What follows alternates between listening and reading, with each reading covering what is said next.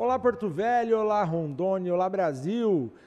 Esse é o nosso programa Conteúdo da Amazônia, que vai ao ar aqui pelo sistema Gurgex de comunicação, Rede TV Rondônia, TV Gazeta e também pelo SGC Online para todo o planeta. Afinal de contas, tem rondoniense em tudo quanto é canto desse Brasil, desse mundo, que durante suas viagens podem também acompanhar online toda a programação do sistema SGC. E aqui, nosso Conteúdo da Amazônia sempre encurtando distâncias. Uma grande sala de aula, levando cultura, informação, entretenimento, lazer para você, para sua família. E é claro, sempre com um assunto de pertinência para você, para que você possa aprender um pouco mais e, é claro, fazer o seu juízo de valor conhecendo, porque afinal de contas, o conhecimento é libertador. E é isso que nós sempre buscamos, com os nossos entrevistados, levar até você. E hoje eu tenho a grata satisfação de receber aqui o doutor Alexandre Batista, que vai discutir com a gente um pouco mais sobre direito, principalmente como o senhor, um grande criminalista. Seja bem-vindo. Obrigado, uma satisfação, agradeço o convite, né? Dizer que a gente está à disposição e para mim é uma satisfação sempre estar aqui presente, né? Agora com você apresentando, né? Estamos à disposição. Maravilha, eu que agradeço. E é claro, vamos rodar nossa vinheta e a gente já volta em um segundinho. Roda a vinheta, Eudes.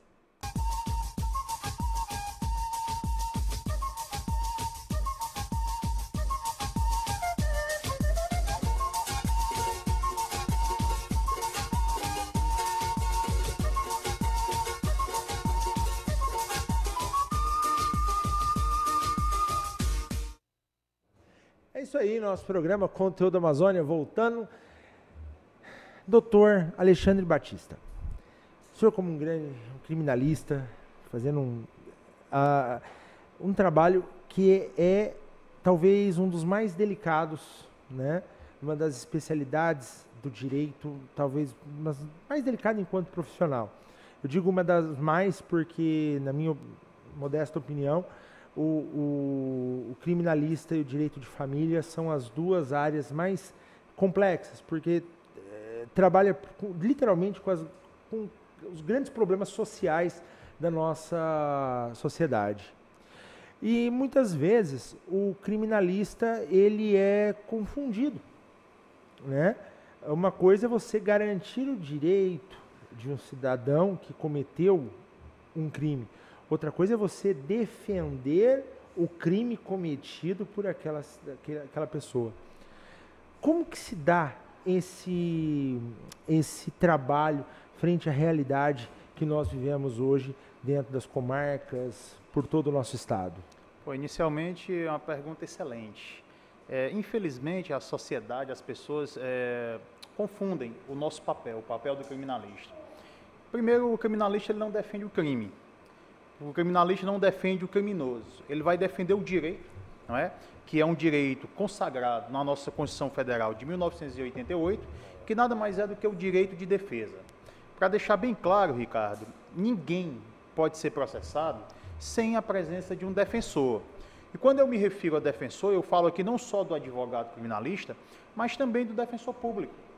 E o criminalista, como você bem falou, ele tem essa missão, que é uma missão, na realidade, bem delicada, não é? Mas é uma missão nobre, tá? É uma missão indispensável, mesmo porque o advogado, ele está contido lá no artigo 133 da Constituição Federal de 88, ou seja, nós somos indispensáveis à administração da justiça. E, infelizmente, algumas pessoas, não vou dizer a sociedade de uma maneira geral, mesmo porque quem precisa de um advogado criminalista jamais vai pensar dessa natureza. Ou seja, o advogado criminalista ele está bem próximo, não é, dessa seara, e as pessoas infelizmente confundem. Mas na realidade nós somos defensores do direito de defesa. E independente do crime que foi que supostamente tenha sido cometido, independente de quem esteja sendo processado, não é? Esse direito de defesa, eu volto a dizer, ele é sagrado. Ele está imbuído da nossa Constituição Federal de 1988 e absolutamente ninguém pode ser processado sem a presença do advogado criminalista, sem a presença da defesa. A defesa é tão nobre, Ricardo, para você ter uma ideia, que nós estamos falando aqui, não daquele criminoso, entre aspas. Mas vamos conjecturar, vamos imaginar, não é, que essa pessoa que está sendo processada, mais na frente, ela seja absolvida. Ou vamos imaginar, mesmo porque isso aí não está distante de ninguém, nem de quem tenha recursos, de quem não tenha recursos, enfim, certo? De ser processado, de ser denunciado por um suposto crime. Ou o que é que eu quero dizer com isso? Que qualquer pessoa está sujeito a responder um processo penal. Qualquer pessoa. E essa pessoa, ela vai necessitar, sim, do advogado criminalista. Doutor, a gente, nos últimos anos, né, basicamente nos últimos anos, nós estamos vivendo uma mudança das tendências das profissões. Por exemplo, é muito comum na área médica, quando você sofre qualquer coisa, primeiro sintoma que aquele conjunto de sintomas que você vai sentindo, você vai lá no Dr. Google, joga os seus sintomas e muita gente já sai se automedicando e criando uma série de situações.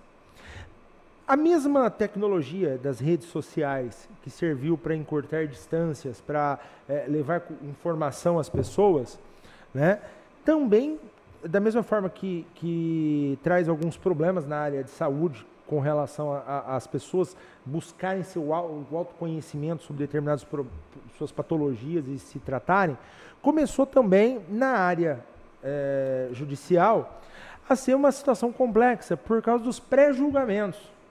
Porque quando você tinha, naquele momento, apenas a pessoa cometia determinado crime, o suposto crime, ela ia a júri, né, e ali ela ia ser julgada. A imprensa fazia seu trabalho, podia até criar um pré-julgamento, temos casos históricos, mas ainda era moderado esse processo. Hoje, com o advento das redes sociais, perdeu-se completamente o controle. A pessoa pode ser até absolvida, mas do ponto de vista social, ela é uma questão completamente irreparável. Como que a justiça hoje, né, como que vocês, advogados, estão lidando com esta situação que é razoavelmente nova? O papel da mídia é de extrema importância no que diz respeito, sobretudo, a esses casos midiáticos. Aqui eu posso citar, exemplo, o caso do goleiro Bruno, né? Toda vida que se falava no caso do goleiro Bruno, as pessoas acendiam aquela história do direito penal, do direito processual penal, Operação Lava Jato. Família Nardoni, enfim. Mas isso aí, essa influência da mídia, ela pode ser extremamente prejudicial no que diz respeito ao trabalho do criminalista. Eu vou dar um exemplo aqui para você, e esse exemplo, sempre quando eu estou em sala de aula e tal, eu falo. Eu fiz a defesa de 2 irmãos lá na comarca de Fortaleza, e esses irmãos, posteriormente, eles foram absolvidos pelo Tribunal Regional Federal, né? E se você chegar em Fortaleza hoje, se você chegar no estado do Ceará, como foi um caso midiático, as pessoas vão dizer, fulano e Beltrano, aqueles 2 irmãos que foram presos, não é? Mas ninguém vai dizer o seguinte, eles foram presos, eles foram julgados, não é? E eles foram inocentados pelo Tribunal Regional Federal da 5ª Região. O que é que eu quero dizer para você? Que a mídia, ela tem que ser extremamente responsável para não colocar as pessoas numa situação vexatória, tá? Nesse caso específico, Ricardo, eu lembro bem, me recordo bem, que um jornal de grande circulação no estado do Ceará tirou a foto desses 2 irmãos numa viatura de polícia, numa viatura da Polícia Federal, e estampou na primeira capa. Quando nós conseguimos absolver lá no Tribunal Regional Federal, a matéria foi mínima. O que é que eu quero dizer para você? Que houve um prejuízo. Infelizmente, as pessoas tendem, na realidade, a fazer esse pré-julgamento sem sequer conhecer o processo. Ou seja, eu estou julgando, eu cidadão, não é? da seguinte forma, com os elementos que a mídia passa. Então, o jornal, a revista, o programa de TV tem que ter responsabilidade para não expor essas pessoas. Isso aí, para o advogado criminalista, é uma batalha diária. Não é? Quantas e quantas vezes, até mesmo enquanto advogado, nós tivemos dificuldade. Eu fiz uma defesa de um matricídio, que nada mais é do que a pessoa que mata a própria mãe. Eu nunca esqueço dessa defesa, porque enquanto advogado, não é, dessa pessoa que foi acusada e infelizmente foi condenada, nós fomos até o STJ e não conseguimos lograr êxito na absolvição dessa pessoa, mas olha só, a defesa, eu fui rechaçado em várias situações enquanto estava fazendo a defesa dessa pessoa. O que é que eu quero dizer para você? Que infelizmente as pessoas ainda confundem, não é? Até mesmo a questão da impunidade. Não é que a pessoa esteja respondendo o processo, esteja em liberdade, não é que de repente ela não vai ser condenada, de repente ela não vai cumprir a pena dela, não é? E as pessoas tendem a pensar da seguinte forma: está em liberdade, isso aí gera uma impunidade. Nada disso. Existe um processo, esse processo, quem vai conduzir, quem vai presidir é um magistrado, não é? E esse magistrado, mediante as provas que foram acarreadas nos autos, ele vai sentenciar.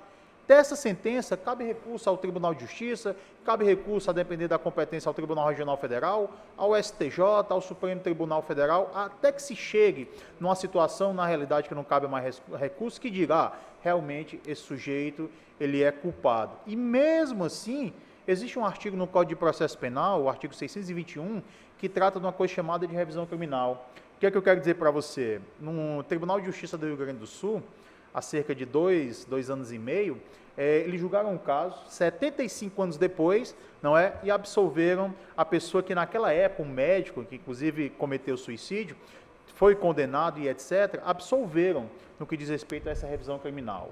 Ou seja, as pessoas têm que ter muita responsabilidade, não é? E de fazer esse pré-julgamento. E a mídia ainda mais.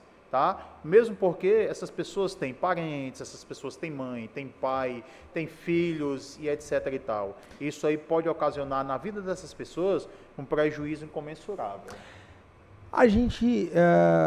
As realidades sociais estão mudando muito rápido, né? Até bem pouco tempo atrás, para você ter uma mudança social, era uma geração que se mudava, 20, 30 anos, 10 anos, para que você pudesse ter uma mudança de comportamento. Hoje isso acontece muito rápido, de um dia para o outro, 40, 45 minutos. Quem apoiava o impeachment hoje não apoia. Quem não apoiava, apoia. Quem apoiava a greve dos caminhoneiros não apoia mais. Enfim, a gente está vivendo um momento muito conturbado, de grandes mudanças. Nós tivemos, primeiro, a mudança do Código de Processo Civil. Né? O Código de Processo Penal é mais antigo. Bem mais antigo. Né? E ele vem aí arraigado com uma série de possibilidades de defesa, uma série de situações. O senhor acha que hoje, doutor, o Código de Processo Penal, ele está atual para as nossas realidades sociais que nós vivemos hoje, as atuais? Não, eu não acho. Não só o Código de Processo Penal, da década de 40. Sim. Né? Embora nós tivemos aí algumas reformas, mas essas reformas são pontuais, né? São pontuais, exatamente. Nós tivemos aí uma lei de 2008 que alterou o Tribunal Popular do Júri, dentre outras legislações, mas de qualquer maneira, esse Código de Processo Penal, ele não é atual. Assim como o Código Penal. O Código Penal também é da década de 40. Pra você ter ideia, Pianta, em 2005 foi revogado um crime que, na realidade, não tem motivo de ser, que seria o crime de adultério, o artigo 240 do Código Penal. O que é que eu quero dizer para você? Que é um código mofado. Assim como o Código de Processo Penal também, tá? E tanto o Código Penal como o Código de Processo Penal necessita ainda mais de garantias. Há um projeto de lei, não é? Faz muito tempo, né, que trata acerca da reforma do Código de Processo Penal. Eu acredito que, mediante os acontecimentos, não é? Isso aí vai ficar ainda dormitando lá nas estantes do Congresso Nacional. Bom, para começar, acho que o Congresso não tem nem interesse tão quanto condição, para não dizer competência, nesse momento, para discutir um assunto tão delicado como esse, né? Há algumas discussões, né, de alguns juristas, de algumas instituições no que diz respeito ao Código de Processo Penal, mas no Congresso Nacional isso aí está dormitando, está lá, certo? E como você falou, não tem, pelo menos no momento, não é, interesse e muito menos condições de se levar esse processo, esse Código de Processo Penal. Enfim, eu particularmente acredito que, pelos acontecimentos, nós tivemos aí operações Lava Jato, as decisões do Supremo Tribunal Federal, há de se ter uma uniformidade no que diz respeito a essas decisões do Poder Judiciário. E, sobretudo, a reforma do Código de Processo Penal, deixando o Código de Processo Penal o mais atual possível. Infelizmente, a sociedade, ela caminha, como você falou, de forma bem rápida. E o Código de Processo Penal, a exemplo também do Código Penal, é algo que caminha a passos de tartaruga, não é? Não só o Código Penal, mas as próprias legislações extravagantes, né? Nós temos uma lei, a Lei 11.343 de 2006, que já há necessidade de se reformar, que é a Lei Antidroga. Nós temos outras legislações também que já há necessidade de se reformar. Por quê? Porque a sociedade ela é muito dinâmica hoje. E o direito, o ideal seria caminhar lado a lado com essa sociedade que caminha muito rápido.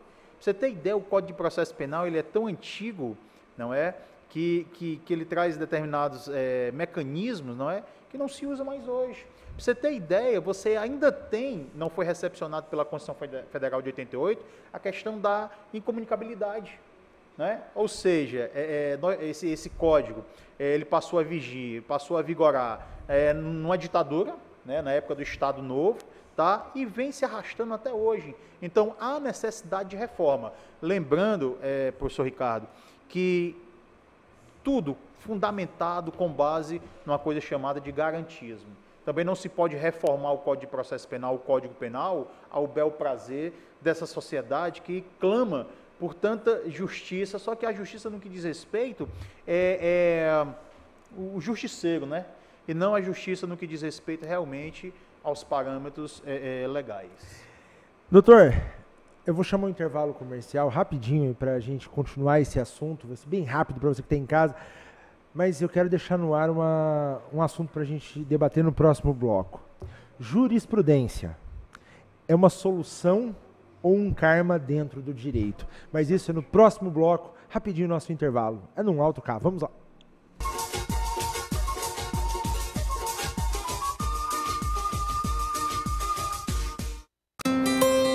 Você nunca ficou preso às fronteiras e sempre quis mais. A sabedoria sempre foi importante para você e o conhecimento nunca esteve tão próximo. Com São Lucas, sua formação te deixa muito mais perto das suas conquistas, mas é você que está no controle. Qualidade do ensino São Lucas, disponível em todo o Brasil. Inscreva-se no vestibular São Lucas. A marca do conhecimento, agora sem limites. Este recado é para você que sofre com miopia, astigmatismo, hipermetropia, presbiopia e que quer se livrar de vez dos óculos. Venha para o Hospital de Olhos Veloso. Aqui você vai encontrar a tecnologia e a credibilidade que procura. Diagnóstico e tratamento para todas as áreas da oftalmologia. E com a cirurgia refrativa laser, seu tratamento pode ser feito em minutos e de forma personalizada. Livre-se dos óculos. Hospital de Olhos Veloso.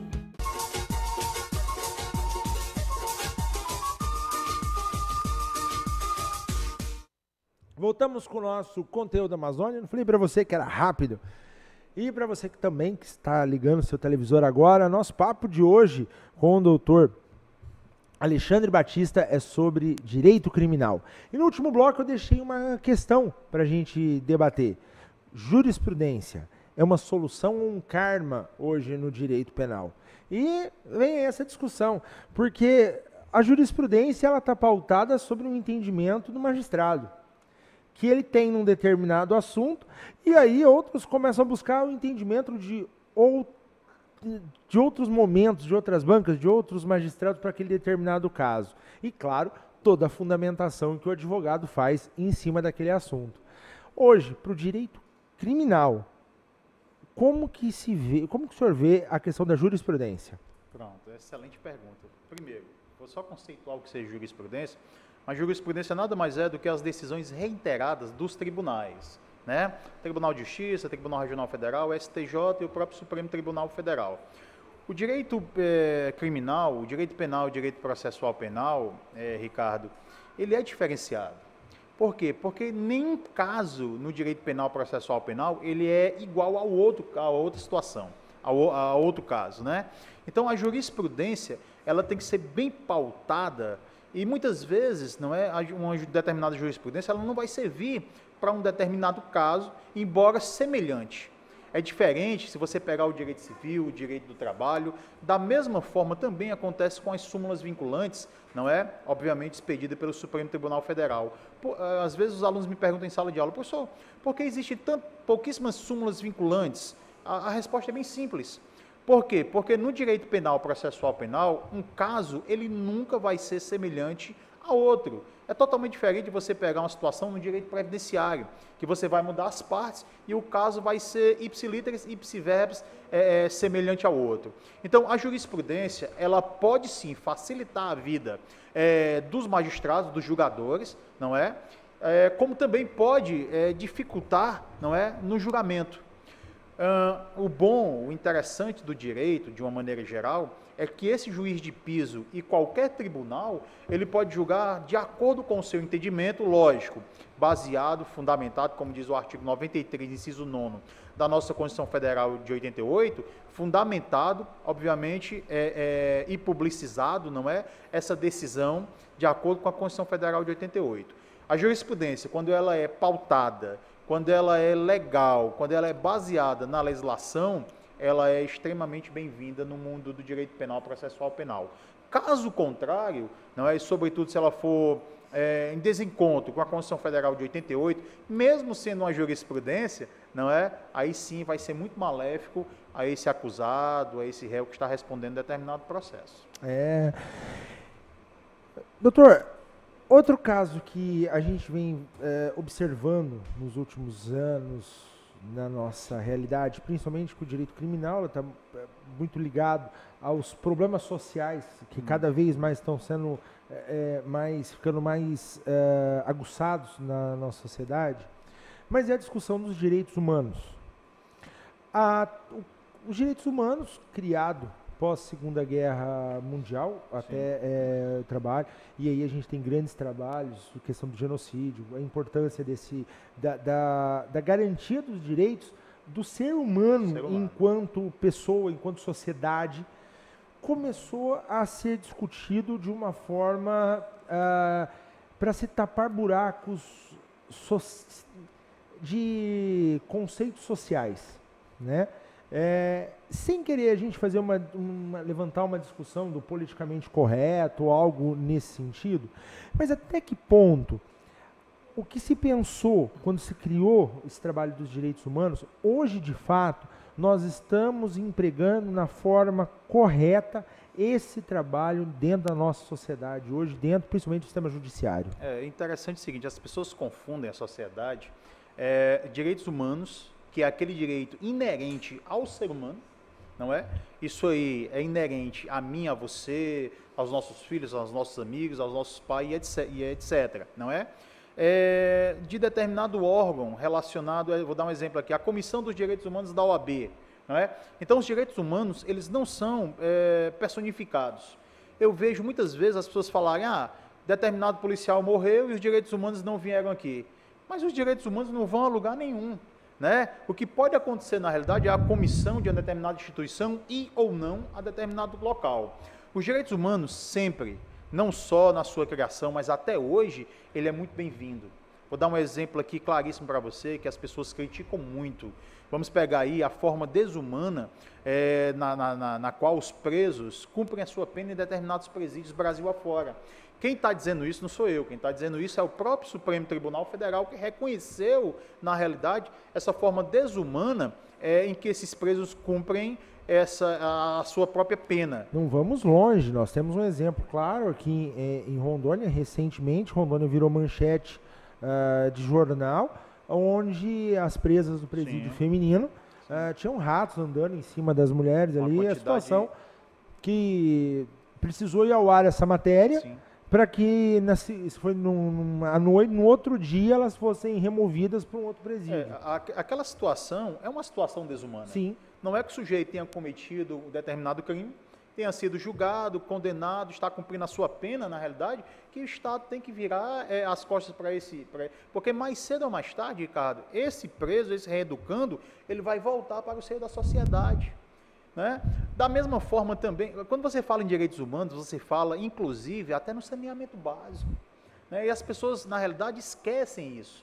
E se ligam do que a mídia somente, única e exclusivamente, passa. Então, há essa confusão. Os direitos humanos sempre serão bem-vindos, independente de qualquer coisa. Não é? E os direitos humanos, não como eu vejo algumas pessoas, infelizmente, falarem, os direitos humanos, na realidade, ele é voltado para o marginal, para o preso. Não. Os direitos humanos é um direito universal. É um direito de todo mundo. É o meu direito, é o seu direito que você tá assistindo aí, é o direito de fulano, de Beltrano, não é? E ele sempre bem-vindo, é um direito fundamental, inclusive garantido na nossa Constituição Federal de 88, tá? Doutor, a OAB, né, a Ordem dos Advogados do Brasil, talvez seja a principal órgão, né, de representante de classe que mantém um trabalho atuante e firme dentro da sociedade. Né? Você tem os outros conselhos de classe, conselhos de profissão, mas não tem a mesma representatividade que a OAB tem. E hoje vem se cobrando cada vez mais da Ordem dos Advogados do Brasil a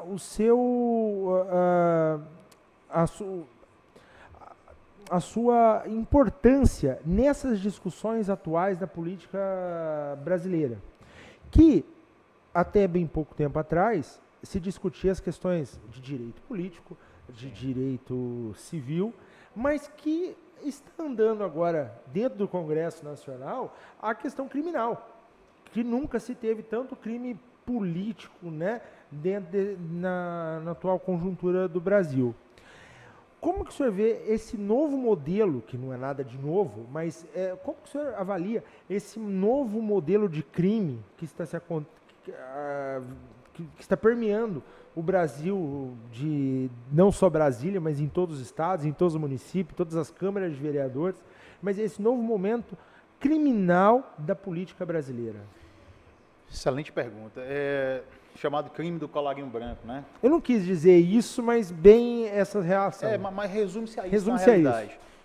A Operação Lava Jato, né, quando você fala nesse momento, obrigatoriamente você tem que falar da Operação Lava Jato. E a Operação Lava Jato, ela trouxe diversas situações muito boas, mas na realidade ela trouxe diversas situações extremamente complicadas, sobretudo para os advogados criminalistas. Quer dizer, antes da Operação Lava Jato, quando eu lecionava, eu falava em situações, em princípios, né, que hoje alguns ex-alunos me veem nos fóruns, em delegacias, etc., e me falam assim, professor, a situação está complicada, mudou muito, né? Eu digo, mudou bastante. O Brasil está sendo, o nome ele é bem o ideal mesmo, porque o Brasil está sendo lavado mesmo, certo? Só que para isso, alguns institutos, algumas garantias fundamentais imbuídas na nossa Constituição Federal foram maculadas. Né? O que é que eu quero dizer para você? Delação premiada. A própria questão da delação premiada. A lei, que é uma lei bem recente, né, uma lei que foi ampliada, na realidade, embora alguns institutos, a própria Lei 11.343 de 2006, a Lei Antidroga, ela prevê isso aí, certo? Mas, posteriormente, a questão da delação premiada, ela funciona muito bem nos Estados Unidos, mas aqui, como está se fazendo, o que é que ocorre? Muitas vezes o sujeito é preso, não é? E, mediante essa prisão, ele é forçado, entre aspas, a delatar. A delação premiada para o advogado criminalista é algo extremamente perigoso. Eu vejo algumas delações, não é, que inclusive são homologadas pelas instâncias superiores, STJ, Supremo Tribunal Federal, que na realidade são duvidosas. Sabe por quê, Ricardo? O sujeito foi preso, ele quer, na realidade, ser posto em liberdade, ele delata até a mãe dele. Ele delata o que aconteceu, o que não aconteceu, então isso aí é muito complicado. Ou seja, só a delação premiada, certo? Ela não autoriza uma condenação. Existem outros meios de prova somado a isso que pode garantir sim uma condenação. Eu vou fazer um comentário que é até um pouco... que vai ficar até um pouco perigoso até na forma de expressar, mas a delação premiada pode ter sido uma forma... tem seus benefícios, mas a forma como ela está sendo usada, uma forma maquiada da antiga tortura. Não vou dizer que chega a isso, porque há a presença do fiscal da lei, há a presença do Poder Judiciário, etc. e tal. Não chega a isso, certo? Agora, na realidade, não deixa de ser uma maneira uma forçosa. tortura psicológica. Eu não sei se eu não a palavra não é a mais ideal, é muito pesada, certo? Com certeza. Mas, assim, há uma maneira forçosa do sujeito delatar. Forçar que os fins... E não necessariamente os fins justificam os meios para que se chegue a isso. Exatamente. Doutor Alexandre, muito obrigado pela sua vinda, por estar aqui com a gente, batendo esse papo. Quais são as considerações finais? Dizer que é uma satisfação, sempre é um prazer estar aqui, não é? Dizer que a advocacia criminal, independente de qualquer coisa, ela luta pela sociedade, pelo direito individual, o direito de liberdade, não é? E dizer à sociedade que apoia o trabalho da advocacia criminal. Forte abraço e estamos à disposição sempre. Doutor, obrigado mais uma vez por estar aqui conosco. E a você que está em casa, obrigado pela sua audiência e que assuntos como esse possam elucidar dúvidas e situações para que você seja cada vez mais um cidadão conhecedor e, é claro, poder ter aí o seu livre-arbítrio nas escolhas que você faz para a sua vida. Um grande abraço e até o próximo programa, se Deus quiser. Até lá!